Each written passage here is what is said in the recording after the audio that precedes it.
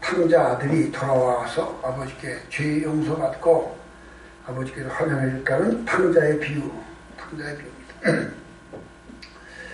자, 한 집에 부잣집 아버지와 아들 둘이 있는데 그 아들들 둘이 아버지와 함께 행복하게 잘 살았는데 그 집에서 둘째 아들이 아버지 밑에서 사는 것이 불만을 품고 자기가 아버지 품을 떠나서 자기 마음대로 살면 또 행복해질 줄 알고 아버지께 가서 아버지의 재산 중에서 내게 돌아올 분깃, 유산 가운데 내 몫을 먼저 주시오.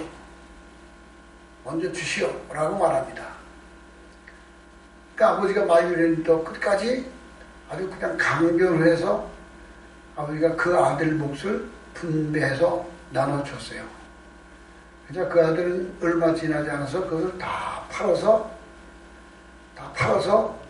돈을 가지고 먼 나라로 갔다 왔어요. 먼 나라로 가서 멀리 가서 호랑방탕하여 가진 재산을 다 탕진하여 낭비하여 빈털터리가 됐어요. 다 낭진해서 이 둘째 아들이 재산이 많았을 때는 주위에 친구들도 많이 따라다녔어. 여자들도 많이 따라왔어. 그래서 자기가 제일인 줄 알고 호랑방탕하게 그냥 마음껏 자행하면서 살다가 있는 재산이 다 탕진하고 빈털터리가 됐어요. 그러자 비로소 정신을 차렸는데 먹을 게 없어졌어. 아무도 그에게 먹을 걸 주지 않아. 자기를 따르던 친구들도, 자기가 같이 즐기고 놀던 친구들도, 자기를 따라다니는 여자들도 빈털터리가 된 이 둘째 아들을 본체도 하지 않고 그를 그냥 완전히 거지 신세가 됐어요. 먹을 것이 없어졌다 그랬어요. 일을 해결할 수 없게 되니까 어떻게 했냐? 야, 큰일 났구나. 어떻게 하면 좋냐? 그래서 남의 집 품꾼으로 들어갔어. 남의 집 농장을 하는 사람 집에 품꾼으로 들어갔는데 그 주인이 이 사람에게 들에다가 돼지를 관리하는 돼지 목부가 됐어. 동물 관리사가 됐어. 근데 그 땅에 흉년이 들어서 먹을 게 없으니까 이 둘째 아들은 배가 고파서 돼지들이 먹는 사료를, 쥐염열무를 먹으면서 배를 채우고자 했어요. 그렇게 불쌍한 처지가 됐어요. 그리고 비로소 가만히 앉아 생각하니까 야, 내가 잘못했구나. 아버지가 집 나가지 말라고 만류하실 때 내가 말을 들었어야 되는데 내가 아버지 품을 떠나 내 맘대로 살면 더 행복할 줄 알았는데 이제 보니 나는 빈털터리가 됐으니 어쩌면 좋냐. 우리 집에는 양식이 풍부해서 먹을 것 걱정하지 않는 품꾼들도 많은데 나는 이 타향에서 굶주려 죽게 되었구나 라고 후회하면서 야, 이제라도 도리가 돌이켜 아버지께로 돌아가자. 그래서 아버지 앞에 가서 나를 아들로 여기시는 게 아니고 아들로 여겨주지 말고 품꾼으로 여겨주십시오. 내가 배고픕니다. 배가 고파 주려고 있습니다.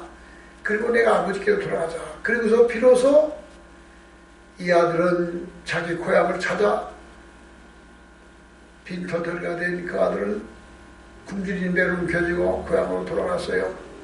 그런데 아들이 저 동네 문 어귀에 들어오고 있을 때 아버지는 멀리서 집에서 그 아들이 여기로 돌아오는 것을 바라보고 있다가 아들이 오는 걸 기다리고 있다가 아들이 오자마자 반갑게 뛰어내려가 맞이해서 네 이 녀석 어디 갔다 이제 오느냐 얼마나 고생했냐라고 맞이해 주면서 옷을 벗기고 새 옷을 입히고 몸을 씻겨주고 그리고 하인들에게 말하기를 송아지를 잡아라.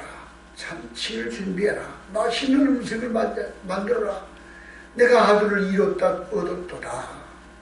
그리고 우리 집 나간 아들이 들어왔더라. 이게 바로 탕자의 비유예요.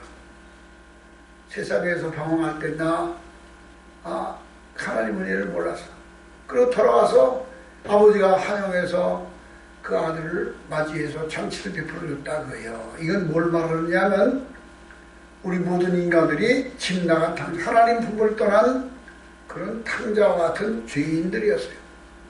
우리 죄인들을 누구를 막론하고 자기의 그 헐벗은 모습, 가난한 모습, 그 영혼에 굶주린 심령이 가난한 자, 마음에 하나님을 위하여 갈급함을 가진 자, 그런 사람은 하나님께 돌아오면 하나님은 집 나간 탕자로 맞이해 주듯이 우리 모든 사람을 맞이해 주신다는 걸 말해주고 있어요. 자, 그러면 여기서 이 탕자가 왜 집을 나갔을까?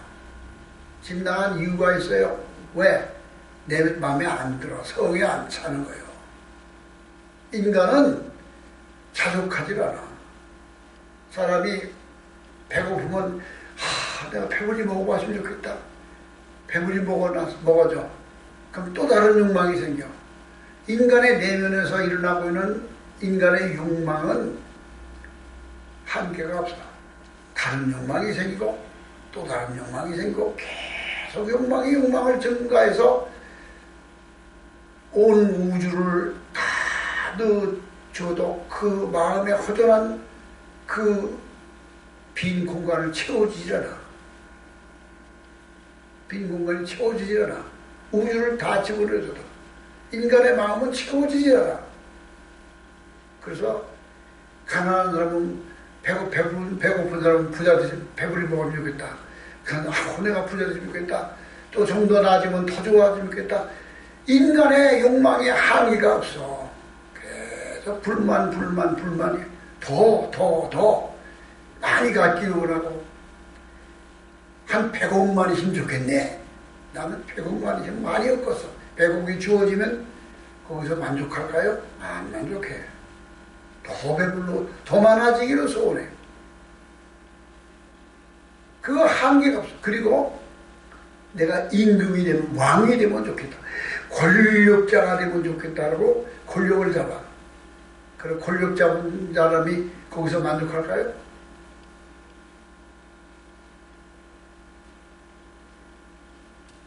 그 왕권 시대의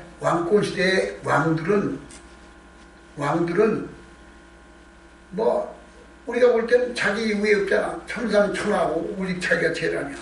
하늘나라에 자기가 나라 왕권 시대의 임금은 나라의 주인이 왕이야. 왕. 백성도 왕이고 땅도 왕이고 세상 모든 것이 다 내 거야. 백성은 왕에게 소속된 그냥 그런 가치 없는 소유물에 지나자. 그게 바로 북한의 김정은이가 그거예요. 북한이라는 나라는 왕권 시대의 왕. 거기는 왕을 넘어서서 거기는 김정은이는 신이야, 신. 김일성, 정일, 김정은 이 세 3대는 북한이라는 나라에서 신적인 존재야, 신. 불가침의 존재야, 신성 불가침의 존재. 그러니까 북한이라는 나라 전부가 김정은이의 거야, 지금. 옛날에 왕권보다 더 한 걸음 더 그건 신격화돼서 그래서 세계의 북한이라는 나라의 주체 사상을 이단 종파 가운데 하나로 분류해요. 이단 종파 가운데 하나로 분류해요. 신을 섬기는 것 같이 여기는 거예요. 그런데 거기서 만족할까? 절대로 만족하지 않아.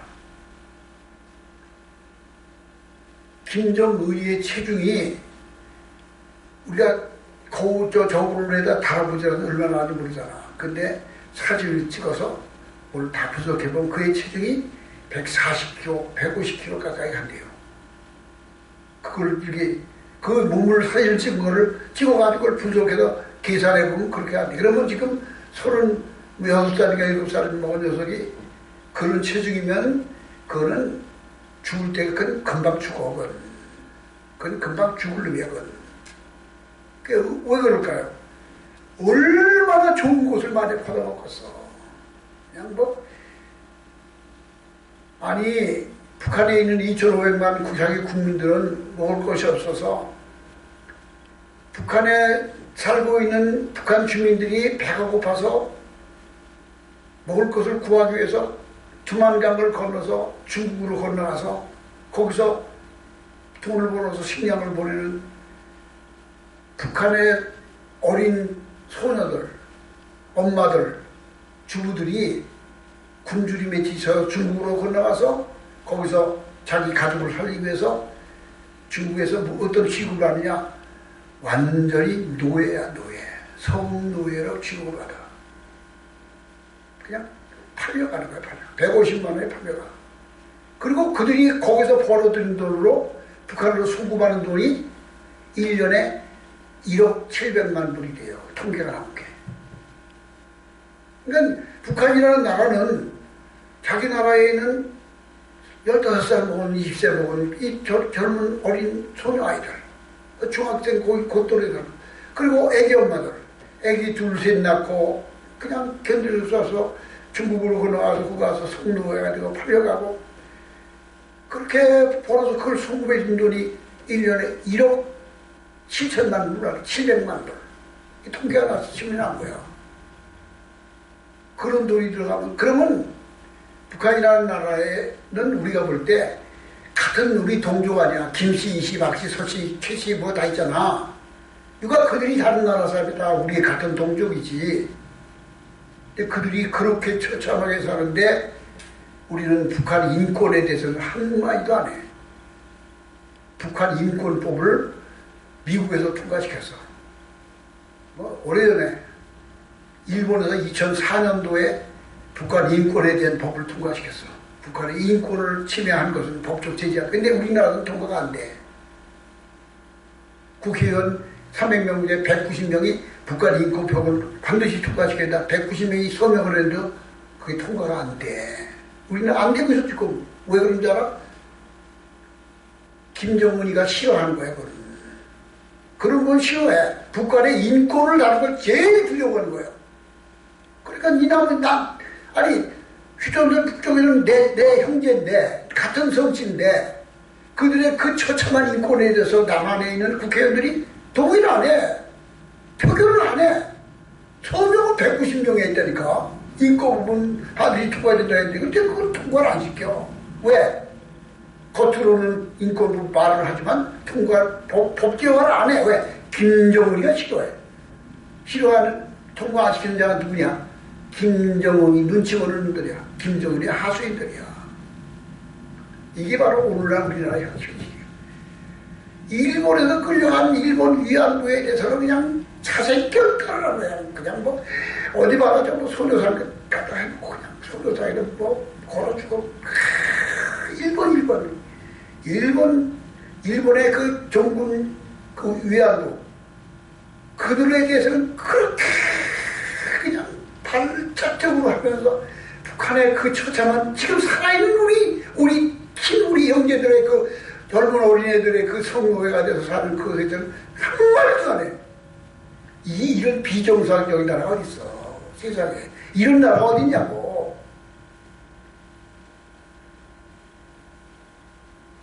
지금 문재인 정부가 일본하고 부딪힌 게 뭐냐. 일본 정지 때 우리나라에서 탄광으로 일하러 갔어. 노동자들, 탄광 노동자. 그런 자들이 우리나라에서 시골 같은 데 그 당시는요, 잎 하나를 덜으려고 식목을 하잖아, 남의 집이. 모습을 가잖아, 모습을 가면 우리 집이도 옛날에 모습을 두고 일을 했어. 모습을 두면은 그 모습이 우리 집이 들어와서 아침, 점심, 저녁 다 하고, 저희 집에서 잠을 자고 새벽에 와. 새벽 일하고 아침 먹고, 또 점심때까지 일하고, 저녁까지 일하고, 저녁 먹고, 그러고 가서 1년 정초부터 농사 다 끝날 때까지 1년 내내 모든 일을 다 해주고, 그리고 연말이 되면은 쌀로 보수를 받아. 품쌀. 쌀은 뭐 세경이라네, 세경. 쌀로 8가마 줘, 8가마. 그게 1년 동안 노동이 대가야. 많이 주면 10가마 주면 그 집은 그냥 이 노선들이 쌀 10가마 주는 집은 그냥 하늘같이 하는 거야. 저 집이는 저 김할아버지의 집은 1년 동안 모순살이 하면 세ገብ을 10가발 준다더라. 아구, 나는 그 집에 모순 가고 싶다고. 그 경쟁이부터. 왜 그랬을까? 연말에 오는 세금으로 쌀 10가 받는 것은 그것보다 날마다 그 집에서 아침 밥 먹는다는 것, 얻어먹는다는 것 때문에 모순살이 하는 거예요.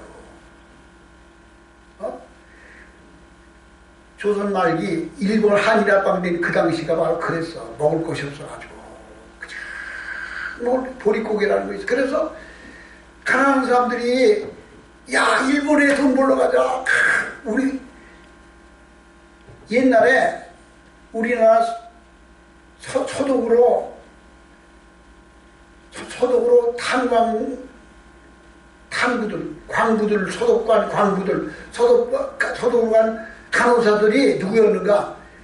박정희 대통령이 1263년도 5.16 쿠데타를 했잖아. 그리고 쿠데타를 해가지고 최고의 의장되고 95년도에 민정이양한다고 해가지고 윤모선이하고 둘이 대통령 선거에서 박정희 대통령이 된 거예요, 이제. 근데 그 당시 미국의 대통령이 케네디인데 케네디에는 한국을 절대 안 도와줘. 왜? 저놈은 쿠데타 놈이야. 쿠데타. 우리가 미국이 쿠데타 한국을 도와주면 다른 조선 아시아에 있는 모든 나라 다 쿠데타 일을 테니까 절대 쿠데타는 우리가 용납하지 않아. 그래가지고 우리나라의 박정희는 사람 취급을 안 해. 원조도 끊는 거야. 그러니까 이 견딜 수가 없어. 얼마나 살기 어려운가. 필리핀 대통령 마르코스를 만나러 비행기를 타고 가는데 만나주질 않아. 한국 대통령을. 필리핀 마르코스가. 아니 우리나라가 아무리 지금 부자 나라도 저 케냐라는 나라, 우간다 같은 나라 대통령은 안 만나주고 그냥 그렇게 무시하고서 그 당시에 필리핀 마르코스가 우리나라 박정희를 만나주질 않았다니까. 그래가지고 필리핀 가서 마르코스 만나려고 갔다가 필리핀에 벽시만해도 온 게 우리나라 대통령이에요. 그래서 얼마나 하고 살았는가. 서울 장축계획관을 우리나라 짓지를 못해가지고 필리핀에서 와서 지어준 게 장축계획관이야. 그렇게 못 찾아온다더라고 우리나라. 그러니까 박정희가 독일에 독일 유학생인데 배경훈이라는 분이 있는데 독일 돈을 꾸려고 그러는 거야. 외국에서 아무도 돈을 안 꿔줘. 뭐를 경제개발하기 위해서. 그런데 독일 가서 돈을 꿔달라고 그러니까 거기도 동독소득 있잖아. 한국도 그러니까 한국의 입장을 이해를 하고서 돈을 꿔주겠다고 약속을 했는데 근데 돈을 3천만 불, 3천만 마르크인가 이 독일 돈으로 꿔준다고 했는데 꿔준다고 승인이 났는데 이 돈을 꿔주려면 자금을 주려면 담보가 있어야 된대. 담보. 근데 담보가 안 오는 거 우리나라가. 독일에서는 결제가 났는데 야 돈 가져가. 근데 담보 내놔. 담보가 없는 거야. 그러니까 못 주는 거야. 어렵게 차관을 얻을 수 있는 계약을 체결했는데 담보가 없으니까 안 주는 거야. 독일에서. 그러니까 배경은 그 당시에 그 독일 유학생으로 갔던 그 사람이 자기 친구들, 자기 스승 교수들을 만나다가 그래서 그냥 거절하는데 그 문 앞에 엎드려서 그냥 울면서 부탁해가지고 그 당시에 무슨 외무장관인가를 만났대요. 배경훈이가. 근데 자기 친구가 그러더래. 그 사정을 알고 야 그러면 너희 나라에 실업자가 많지. 놀고 먹는 사람 많다고. 그러면 그 실업자들 독일로 보내서 지하 1000m에서 탄을 캐는 거 힘든 일이지만 광부를 보내라. 2차 대전 때 독일이 그냥 폭삭만 했잖아. 1944년도에 독일이 그냥 완전히 막 히틀러해. 그리고 그 망한 나라의 그 전쟁으로 인한 그 상처받고 그 사람들 병원에 입원해있는 그 노인들, 군인들, 이 사람들을 간호해줄 수 있는 간호사가 없잖아. 전부 시체를 치고 하는 거니까 그 나라에서 젊은 여자들을 간호사로 보내라. 젊은 남자들을 광부로 보내라. 그러면 그걸 보내면 그 광부를 담보로 돈을 구할 수 있다. 그래서 배경훈이가 박정희 대통령이가 바로 전보를 친 거예요. 독일에서 끊을 수 없다는데 내가 보니까 그러면 한국에 있는 광부들과 한국에 있는 간호사들을 보내준다면 돈을 꽂는다는 거예요. 그러니까 박정희 대통령이 광부를 해서 우리나라에서 독일에서 일할 수 있는 광부 모집합니다. 3,000명 간호사를. 그런데 처음에 뭐 10몇 대 1로 몰려드는 거야. 가겠다. 왜? 너무 못 사니까. 그 당시에 독일 품받는 게 한국에서 10배야, 10배. 지금 동남아 사람들이 한국 와서 일하는 사람들이 다 그런 사람들이에요. 외국인 노동자. 그리고 그 광부들 모집하는데 온 지원자들이 탄광 경험이 있는 사람, 노동 경험이 있는 사람, 요거 조건이거든. 그러니까 전부 대학생이야. 전부 대학 졸업했다. 가서 각자 탄광을 만들어. 그 탄광에서 일했다는 가짜 증거를 만들어줘. 이걸 만들어. 그 당시 가짜 탄광이 많이 생겼어요. 막. 가짜 탄광에서 일했다는 것밖에 들어요. 그리고 손도 일부러 막 거칠게 매들어가지고 와서 광복까지 간호사를 두고 있다고. 그리고 가서 독일 가서 그렇게 아니 우리나라 여자들도 다 대학 나온 여자들이 간호사한 거예요. 가가지고 가보니까 독일 뭐 터키 사람 뭐 케냐 사람 이런 사람들이 와서 간호사하고 탄광 일을 했는데 힘들다 다만 가가지고 아무도 안 가는데 우리나라 사람이 한 거예요. 가서 시찬다 그때 가지고 간호사 이러고 탐캐는 일. 그리고 보내면서 너희들은 몇 년 동안은 절대로 고향으로 돌아올 수 없다. 그런 걸 쓰고 간 거야. 그 다중들이 서약을 하고 있으니까 돌아올 수 없어. 그래서 죽으나 살아도 있어요. 그러니까 그렇게 고생이 돼도 그냥 죽지 못해 일을 하면서 하고. 그게 바로 뭘 말하냐. 일본이 우리나라에 광부를 데려갈 때, 종군 위안부를 데려갈 때 너무 굶주리니까 모집한다 그러면 다 따라 나온 거예요. 속여서 데려갔지 여자들은. 가서 군수공장에서 구두를 깁는 일 한다, 뭐 공부를 만드는 일 한다, 뭐 여자들 데려가서 저기 종군 위안부를 만들고 탄광에서 일하는 지금 문재인 정부에서 일본 정부에 배상하라고 한 게 뭔지 알아요? 그 당시에 징용을 갔던 노인네들, 징용을 갔어, 징용. 일본으로 일하러 갔어. 왜 갔는 줄 알아? 끌려간 게 아니라 그 당시에는 자원해서 갔어. 우리나라 징용 갔던 사람들은 그 당시에 일본 가면 돈을 못 내더라. 독일 가면 되게 지원해가더니 지원해간 게 탄광 노동자들이요. 배고파서. 거기 가서 일해고서 그 일하다 일본이 폭삭 많이 배라면 나은 거 아니야. 어디다 다 맞고. 그러고서 다 돌아왔는데 그 임금도 못 받고 그냥 온 거 아니야. 근데 박정희가 그 당시에 야 우리나라를 건국하려면 어떻게 해주냐. 일본한테 그 배상금을 받아야 된다. 그래가지고 배상금을 독일에 가는데 독일의 수상이 박정희를 만나러 그 탄광을 만나러 간호사들과 광부들을 만나러 갔을 때 그냥 그 간호사들과 광부들이 박정희 대통령이니까 이게 무서워서 그러니까 애국가 그런데 애국가가 하나도 못 부르겠다. 울으라 그냥. 그렇게 울라. 전부 같이 울라. 대통령도 울고 광부도 울고 간호사도 울고. 생각해봐. 조국 돌아서 먼 나라에 갔는데 그렇게 고생을 돌아갈 수도 없어. 돌아갈 수 한국으로 죽지 못해 일하는데 얼마나 힘들고 하니까 한국 대통령 왔다니까 그냥 전부 울었어요. 그거를 그 당시에 독일 대통령 에르하이트 대통령이 그 광부들을 만나서 박정희가 연설하는 우리 옆에서 다 봤어. 우는 걸 다 봤어. 그리고 조언해준 게 우리나라가 발전한 게 그 당시에 박정희 대통령이 독일 갔기 때문이야. 그 에르하이트 대통령이 그 딱한 사정을 알고 하나하나 조언해준 거야. 가서 한국은 내가 그 사람이 한국에 와본 적이 있었어. 대사로. 내가 한국은 산이 많더라. 한국이 발전하면 먼저 고속도로를 만들어라. 우리 독일은 히틀러가 그 고속도로를 만들었다. 에르투반인가 뭐 하는 고속도로를 만들어 우리가 발전됐다. 한국도 고속도로를 만들어라. 두 번째로 중화공업을 일으켜라. 일본과 손을 잡아라. 반드시 가까이 일본과 손을 잡아라. 그 말을 듣고서 박정희가 거기를 타는 거예요. 와가지고 고속도로를 먼저 냈어. 그러니까 김대중이 김영삼이 그 당시 이들이 고속도로 불도저가 토닥을 때 그거 다 들어놓았어. 김대중이 김영삼이가 왜 고속도로 왜 만드느냐?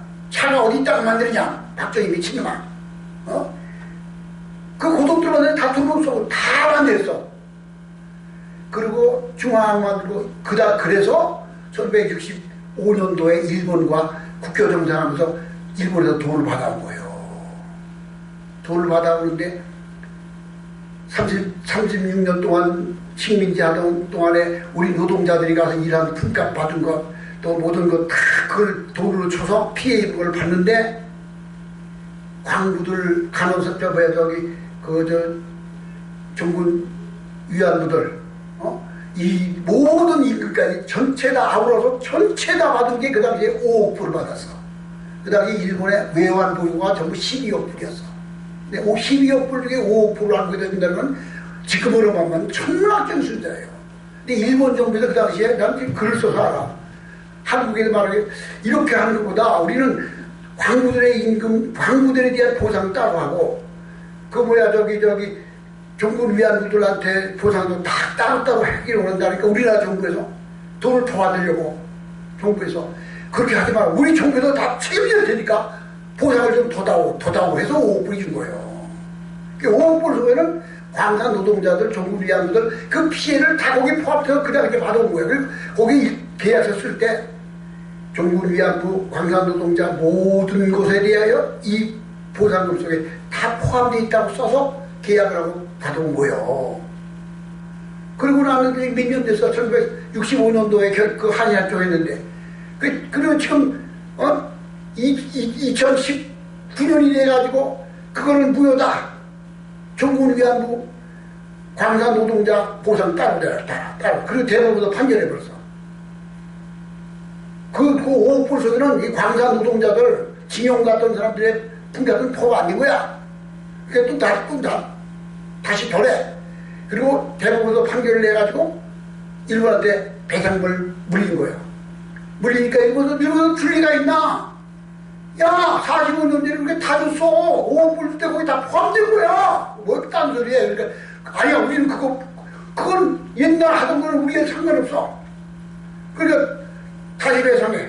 판결을 딱 내리고 그 액수를 따라서 신일본제철, 미쓰비시, 한국에 나와 있는 지점들과 재산을 다 압류해서 지금 딱지를 붙일 거예요. 경매하려고.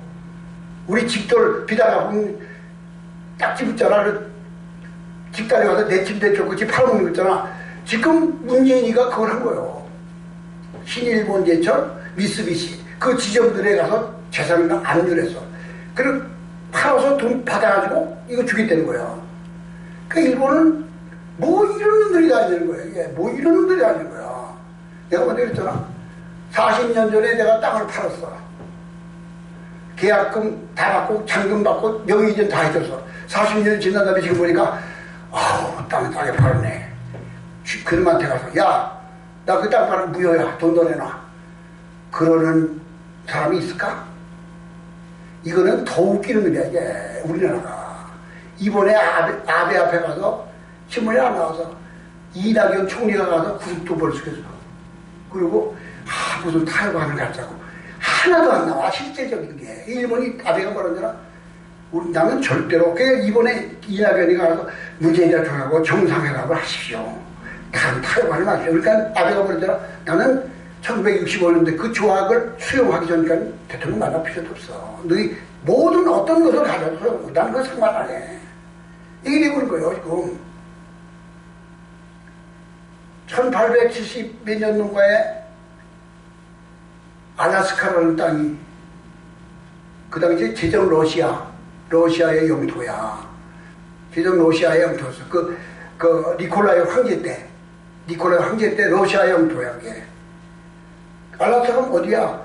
그릴랜드 넘어 캐나다 위에 있는 땅이야. 엄청 큰 땅이야. 우리나라에 뭐 70배가 돼. 대한민국보다.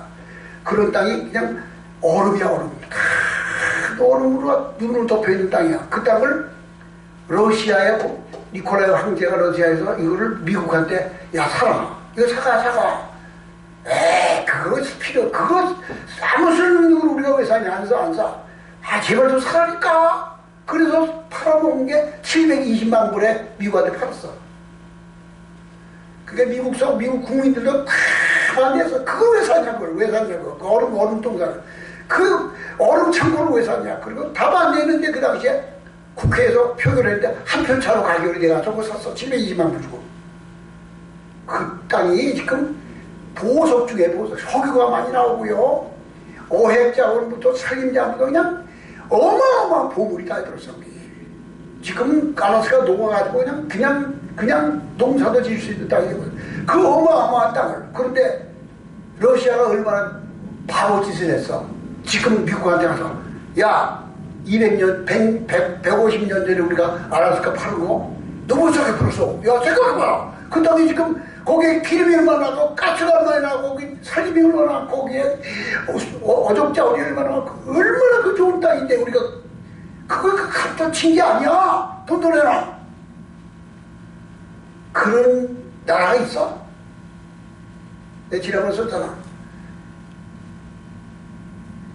중국이 지금 중국이지만 중국이 생기기 전에는 청나라 있잖아. 청나라 전에는 명나라 있었고 명나라 망하고 청나라 된 거 아니야.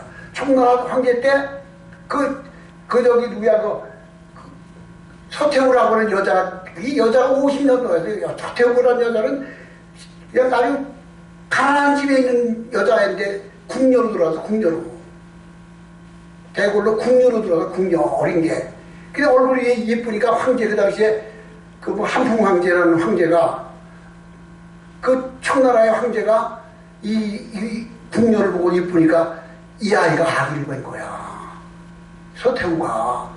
근데 아기를 뵀는데 아들을 낳은 거야. 근데 이 황제가 자녀가 없었는데 아들을 낳으니까 아무리 노예 같은 애지만 천한 여자지만 애들을 낳으니까 그 아들을 세자를 받았어. 그 26살이 된 거야. 5살이고 애가 5살이 되고 이 서태후는 26살이 되고 근데 이 한풍 황제가 죽었네. 그러니까 자동적으로 얘 5살 내가 황제가 된 거예요. 그러니까 또 거기에 붙어먹는 게 많았다고. 그냥 다 서태후한테 붙어가지고 그 서태후가 26살밖에 안 되는 어린 여자이지만 머리는 좋아요. 그래가지고 지가 수염청정을 다해서 지 아들 5살을 앞에 두고 그리고 지가 그 아들 18살한테 죽어요. 지가 죽였어요. 지가 황제 더 해보려고. 그건 다 나라 역사 봐서. 그리고 또 다른 왕을 세웠어. 지난번 마지막 황제라는 부이라는 황제 있잖아. 그게 둘을 죽이고 세 번째 서태후가 세 번째로 세운 게 부이 황제야. 부이. 그 부이는 3살이니까 4살짜리 올려놓잖아. 근데 서태후가 76살이야. 76살까지 26살부터 왕을 다스렸어. 52년인가 다스렸어. 서태후가. 그때 영국이 대영제국이 세계를 지배한다는 대영국이 중국에 와서 무역을 하는 거야. 무역을.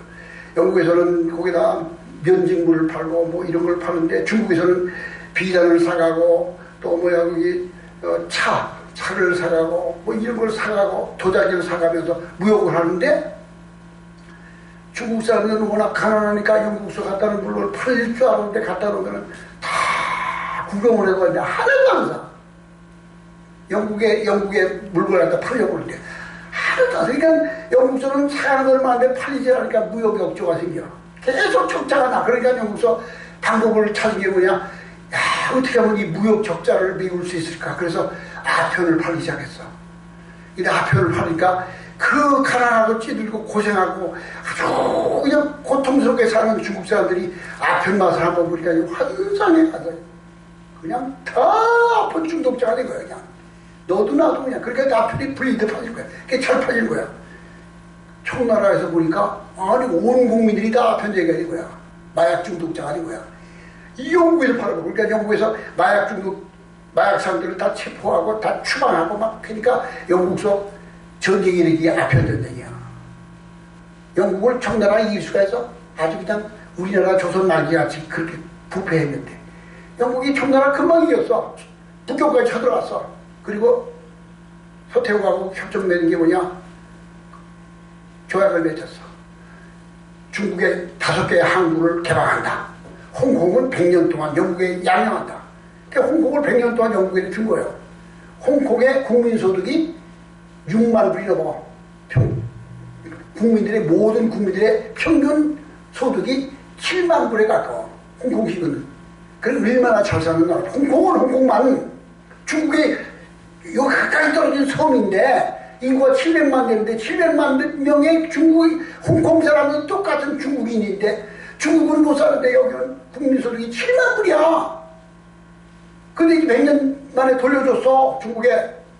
시진핑이가 이걸 진화를 만들려고 지맘대로 하는데 7만 물 되는 국민 소득이 있는 민도가 높은 이들이 그 따라가겠어? 그러니까 다른 말하고 나같이 글 쓰고 이런 사람은 다 잡아가. 체포해서 가져가고 데려가면 웃어서 다시 소식이 없어. 다시는 돌아오질 않아. 어디 가서 신장도 찾지 못해. 그냥 다 죽는 거야, 가서. 신장 미국으로 하는 데 가면 뭐 200만 명이 갇혀있대, 지금. 갇혀있는데 그들은 거기는 인간이 아니라 그냥 죽여서 장기를 뽑아서 분배해서 팔고. 시진핑이가 그런 못된 놈이에요, 지금 저게. 그러니까 이제 망하게 될 거예요, 지금 저. 홍콩에 그런 사람 갖다 그렇게 하니까, 그리고 홍콩 뭐 법을 만들어가지고 뭐 압지하는 이 문재인이 하는 것 같이 공수법 하면서 이렇게 하는 걸 하니까 홍콩 시민이 다 그러는 거예요. 다 그러는 거예요. 그러니까 한국 했어, 중국 써. 요새는 군인이 들어와서 어떻게 할지 몰라. 근데 홍콩 사람이, 아니 국민소득 7만 불 되는 그 홍콩 700만 명이 그 노예 같은 삶을 살았어? 그러니까 강구하는 거야, 지금. 우리나라도 서울 광화문에서 100만씩 모이잖아요. 요새 뭐 날보다. 가보세요, 그냥. 문재인 당장 데려와. 문재인 전 가천이라는 거야. 당장 데려오는 거야. 방송도 안 나와, 잘. 왜? 우리나라의 민도도 높은 거야, 지금. 용납할 수 없는 거야. 네가 그래 독재하는 거 우린 봐줄 수가 없어. 공수처법이라는 거는 고위공직자 수사, 뭐 비리수사처라고 그러는 건데 그 대통령이 임명하는 거야. 뭐 임명해도 야당도 같이 임명해가지고 국회에서 표결한다지만 마음대로 하시는 거야. 그 공수처에서 그 사람은 북한에 인민무력부, 인민보위부가 있어. 북한도 무슨 법이 없는 나라가 아니야. 북한도 법이 있는 나라야. 인민보위부라는 법, 그게 바로 우리나라 공수처하고 똑같은 법, 그 기관이야. 거기서 다 그냥 아무나 다 하는 거야, 만들고. 지난번에 장성택도 그냥 인민보위에서 그냥 갖다 잡고 끝난 거예요. 중국에도 그런 법이 있어. 저기 소련의 KGB가 그런 법이야, 거의. 저기 어디야, 저기 독일의 히틀러에도 그런 게 있었어. 그거 똑같은 걸 지금 만든 게 공수법이라니까.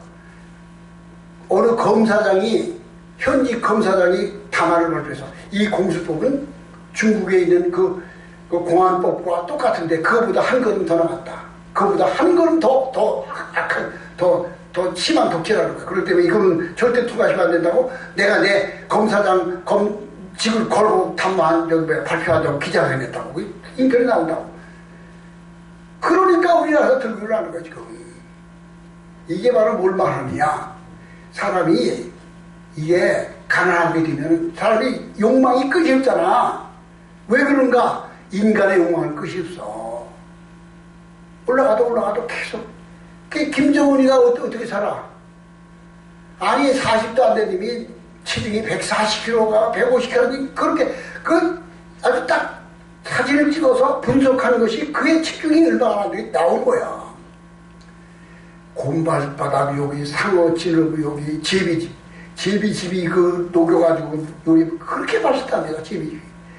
그런 거 뭐 저기 포도주도 그냥 한 병에 수천 달러 수백만 원씩 깔고 마시고 매일.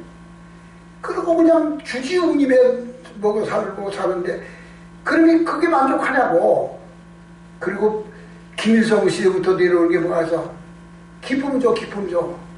그거는 옛날로 말하면 삼천궁녀 같은 건데 그보다 더 나쁜 거예요. 저는 왕들마다 아니 왕꼴 시대마다 절대자가 얼마나 후궁들 여자를 많이 줬어. 왜? 이게 인간의 욕망이 끝이 없는 거야.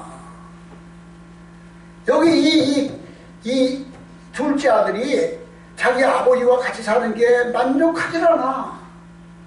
불만이 가득해. 그래서 내 맘대로 살고 싶은 거야. 인간이 보세요. 하나님 믿는 것도 힘들어. 그냥 내 맘대로 자유자재로 살수 있겠다. 그리고 그게 바로 탕자가 되는 거야. 지난 주일날 설교했잖아요. 하나님의 주권이라고.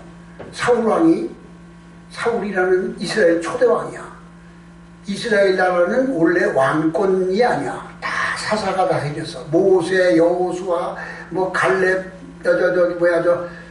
전부 다 사사였어. 다 사사요. 그는 왕이 아니라 선지자이면서 제사장이면서 정치도 국방도 다 재판도 다 하는 게 사사야. 그렇게 사사가 하나님의 정권 대리자가 모든 걸 다 지배하던 시대가 있었는데 그게 싫은 거야. 하나님이 왜 사사건건 우리를 간섭하고 우리를 이렇게 통제하느냐. 야, 우리 이런 거 싫어. 하나님이 간섭하는 거예요. 우리는 세상 나라처럼 왕이 세워주면 좋겠다. 그래가지고 사무엘 선지자가 마지막 사사야. 사무엘한테 가서 우리도 세상 나라처럼 왕을 세워달라고. 그게 뭐야? 하나님의 지배가 불만스러운 거야. 자기 만족이 없는 거야. 그래 왕을 세워달라는 거야. 여기 둘째 아들이 아버지 밑에서 사는 것이 불만스러워. 내 마음대로 살고 싶어. 집 떠나고 싶어. 이게 인간의 모습이야. 그래 그런 하나님을 떠나서 내 백성이 두 가지 악을 행하였는데 첫째 악은 뭐냐? 생수의 근원 되신 하나님을 버린 것과 이 세상의 인간들이 행한 두 가지 큰 죄악이 있어. 첫째가 뭐야? 생수의 근원이신 하나님을 버렸어.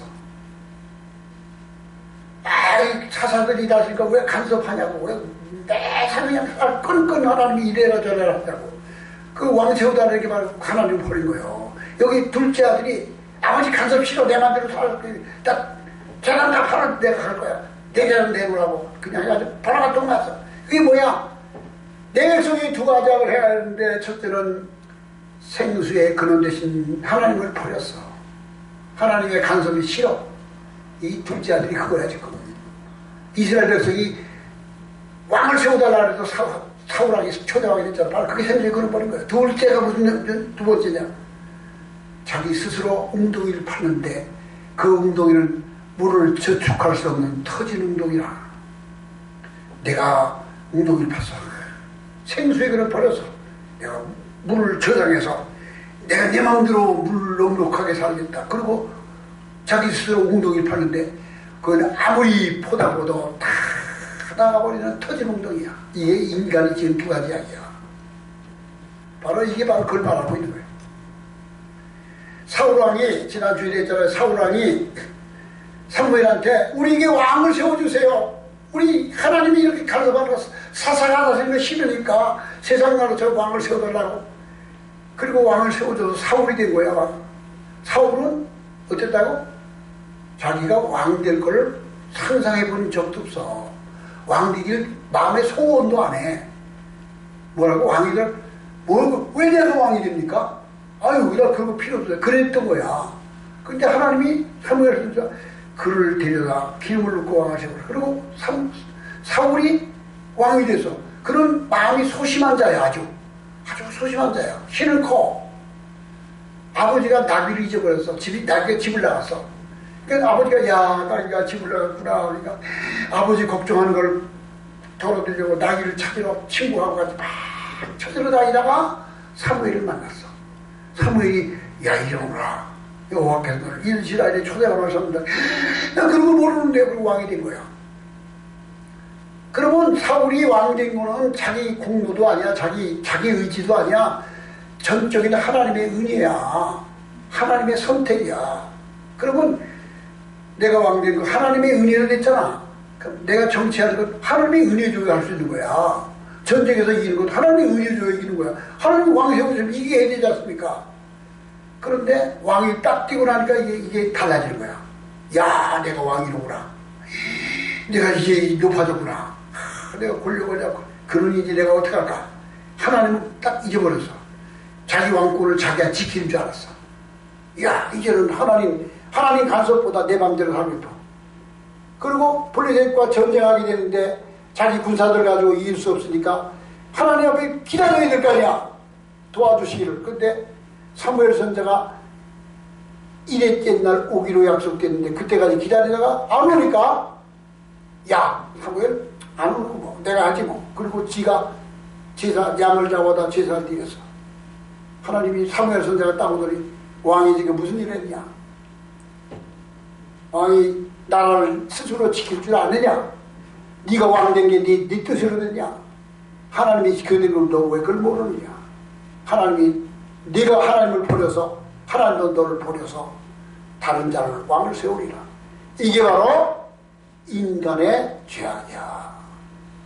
사울만 그런 게 아니야. 여기 둘째 아들, 여기 집 나간 탕자만 그런 게 아니라 우리 모두 다 하나님을 거역하고 배반하는 탕자야. 내가 잘 살 줄 알고 내가 잘할 줄 알아. 하나님의 주권을 무시해. 이게 인간의, 그래서 사람의 마음속에 우주를 다 갖다 넣어줘도 채워지지 않는 게 있어. 하나님이 들어오셔야 돼. 하나님이 지배해야지 만족해지는 거야. 근데 인간은 끊임없이 욕망이 살아일어나. 내 속에서 죄가 살아일어난다니까. 그럼 어떻게 돼? 신앙생활을 잘하려면 날마다 내 속에서 끌어일으는 나의 자아와 나의 세상적인 욕망을 내가 스스로 나 자신을 제어하는 게 뭐야? 십자가야. 나를 날마다 죽이는 거야. 날마다. 나는 날마다 사도 바울이 있더라. 나는 날마다 죽노라. 내가 예수 죽인 것을 내 몸에 짊어지면, 사도 바울은 날마다 예수 죽인 걸 짊어진데, 예수 죽인 게 뭐야? 예수 죽인 게 십자가야. 내가 날마다 예수 죽인 것을 내 몸에 짊어지면, 바울은 날마다 죽었어. 바울은 결혼도 안 했어. 평생 하나님만 섬기는 사람인데도, 그런데도 자기 속에서 끊임없이 죄가 끓어나. 내 마음속에서는 하나님의 법을 즐거워하되 내 마음속에서 또 다른 법이 일어나 나를 죄의 법 아래로 이끌어가는 것을 보는다. 오라. 내 마음속에도 하나님의 법과 죄의 법이 둘이 싸우는도다. 오라. 누가 이 사망에서 이 고통에서 나를 구원해 주랴. 오라. 나는 곤고한 인간이로다. 누가 이 사망에 너를 건지리요. 그 다음에 거기서 로마서 12장을 로마서 우리 주 예수 그리스도로 말미암아 우리에게 이김을 주신 하나님께 감사하니, 이게 바로 로마서 8장 로마서 12장이라 8장 로마서 그렇게 말한 거예요. 그게 뭐야? 날마다 예수님을 힘입어 자기를 극복한 거예요. 그래서 성을 빼앗는 자보다 자기 마음을 다스리는 자가 더 큰 자야. 먼저 얘기했잖아요. 알렉산더라는 대왕이, 헬라의 알렉산더가 젊은 20대 젊은이가 얼마나 용사인지 가는 데마다 이기는 거야. 천하를 평정했어. 근데 그가 32세에 죽었어. 왜 죽었느냐? 술 마시다 죽었어. 너무 술을 좋아해서 알렉산더가. 자기의 장수들을 다 모아놓고 잔치하면서 누가 술을 더 많이 마시는가 서로 경쟁해서 내기를 붙였어. 서로 더 많이 마시는. 그래서 술 많이 마시는 것 내기 붙이는 그런 미련한 일이 어딨어. 세상에 많이 먹는 거를 내기하는 사람들도 미련한 거고, 많이 먹는 것. 요즘에 방송 보니까 짜장면을 3만원짜리 만드는데 양푼으로 이만큼이야.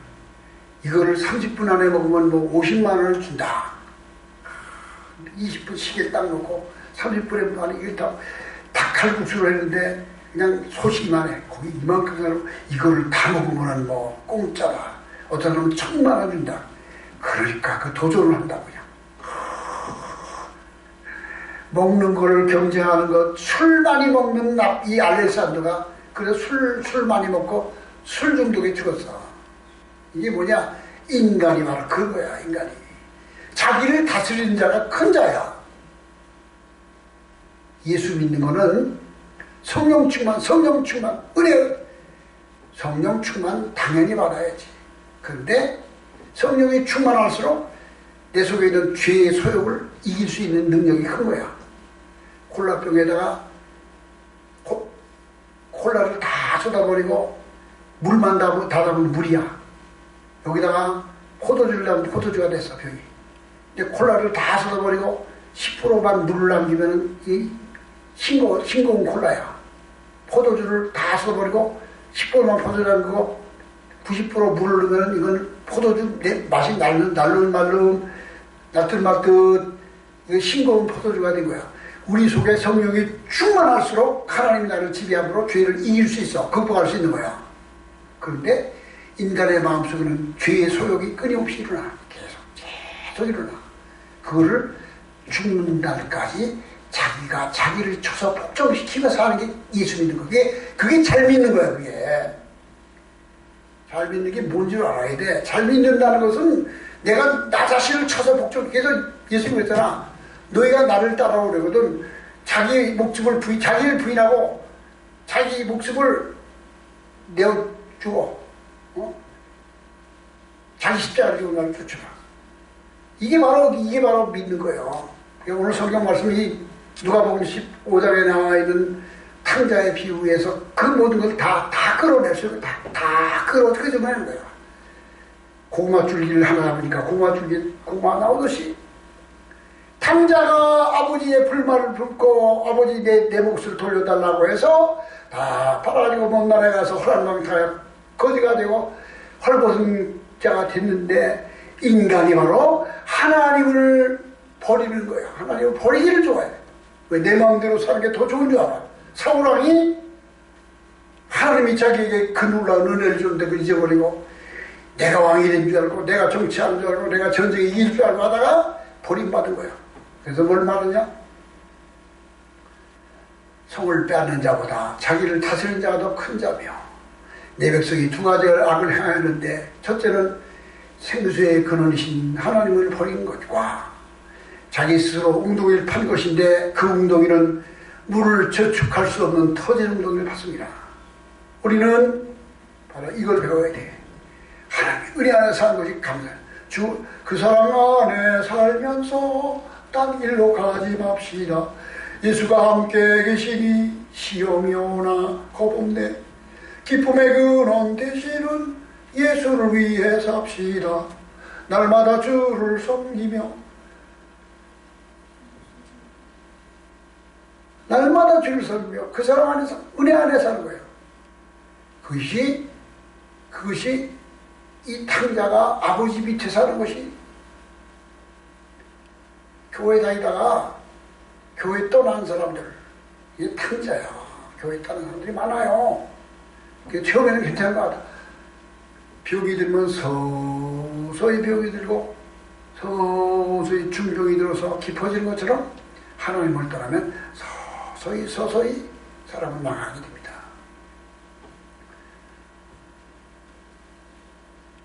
영국이라는 나라가 얼마나 믿음이 좋은 나라였는데 다 하나님 따랐어. 미국도 오바마, 클린턴 이거 떨어질 때 걔들은 우리나라 좌파 같은 놈들이 걔들은 클린턴도 교회 다니고 오바마도 교회 다녀. 근데 무슨 감리교회 다닌데 그런 녀석이 동성애를 통과시켜놓고 이거는 인권이야. 인권. 동성애 통과된 날 백악관을 오생부지기로 비치면서 축하한다. 미국은 동성인권 인권 국가가 됐다고요. 그리고 아프리카에 가서 지 고향이 아프리카 아니야. 미국은 지 아버지 아프리카에 있어. 지 할머니도 아프리카이고 뭐 나이 몇 사람 못하나 지금. 할머니고 뭐 다 아프리카에 다 있어.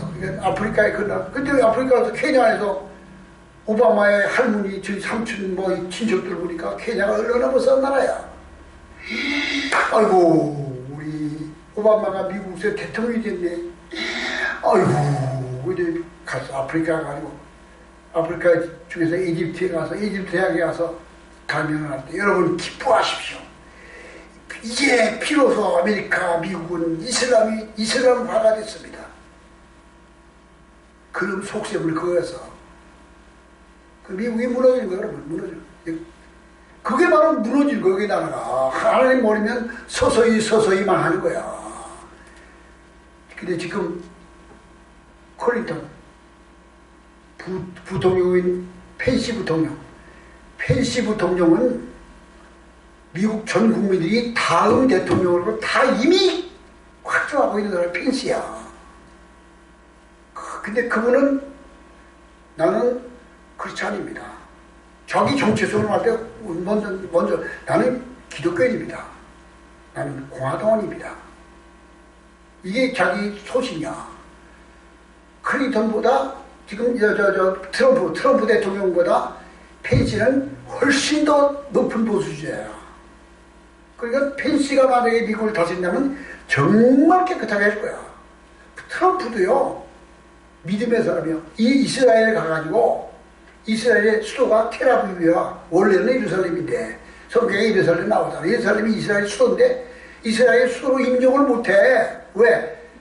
그 주위에 있는 그 이슬람 세력 때문에 이스라엘 땅을 이스라엘 땅의 유대 민족의 수도라고 못해줘. 클린턴은 딱 해주고 미국 대사관을 예루살렘에 옮겨놨어. 그러니까 이스라엘의 수도를 텔아비브에서 예루살렘에 옮겨놨어. 그게 뭔 줄 알아? 구약에 나오는 그 고레스 왕이 하던 한 거예요. 그래서 그 예루살렘에 옮겨오는 그때 기념주화를 만들었어. 이스라엘에서 기념주에 그 말을 만드는데 그 말에다가 고레스와 트럼프의 동상이 겹쳐 있는 걸 만들었어.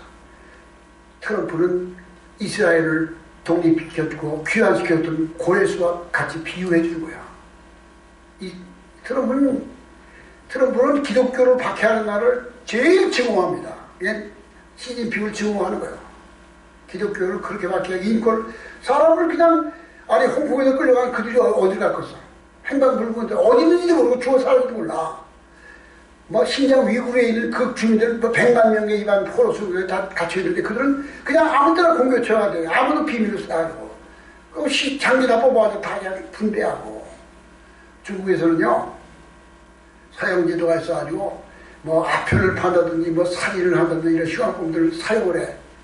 사용하는데 그들은 사용을 어떻게 하냐? 우리나라는 교수형을 해가지고 머리에 차를 뒤집어 쓰고 포수으로 묶인 자리에 동아줄이 딱 내려 여기 딱 걸려가지고 마른 바닥에 딱 떨어지면 공중에 매달려서 여기 이 혈관이 막히면서 죽는 거야.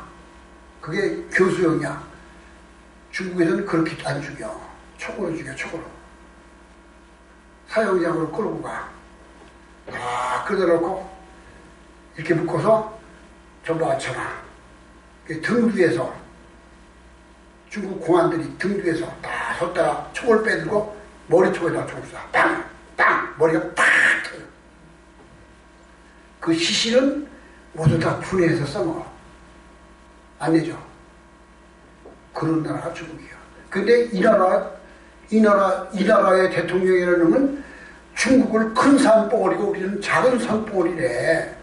우리는 시진핑한테 가서 우리는 미국하고의 한국, 일본, 삼국 공존을 우리 절대 하지 않을 거다. 사드 배치를 성제 만드는 사드 배치 이외에 더 절대로 안 만든다. 미국의 미사일 방어 체제에 우리는 참여하지 않게 그 약속해줬어. 언제? 대통령이 되고 석 달 만에. 세 가지. 그건 미국을 버리고 중국에 붙겠다는 그 아주 그냥 공개적인 선언이야. 이놈이 미친놈이야, 이게. 이 나라 이렇게 망하는 거야, 지금. 근데 일본과 미국을 버리고 중국에, 북한에 붙는 게 잘하는 것 같아? 지가 살 것 같아? 저들이 먼저 죽어요. 근데 모른다니까, 저놈들은 도대체. 이게 뭘 말하느냐? 하나님의 간섭을 싫어하는 자는 망하는 거야. 하나님이 지배하시는 것. 나의 모든 것을 다스려 주는 것이 은혜이며 축복이야. 하나님의 은혜 안에 사는 믿음이 되기를 바랍니다.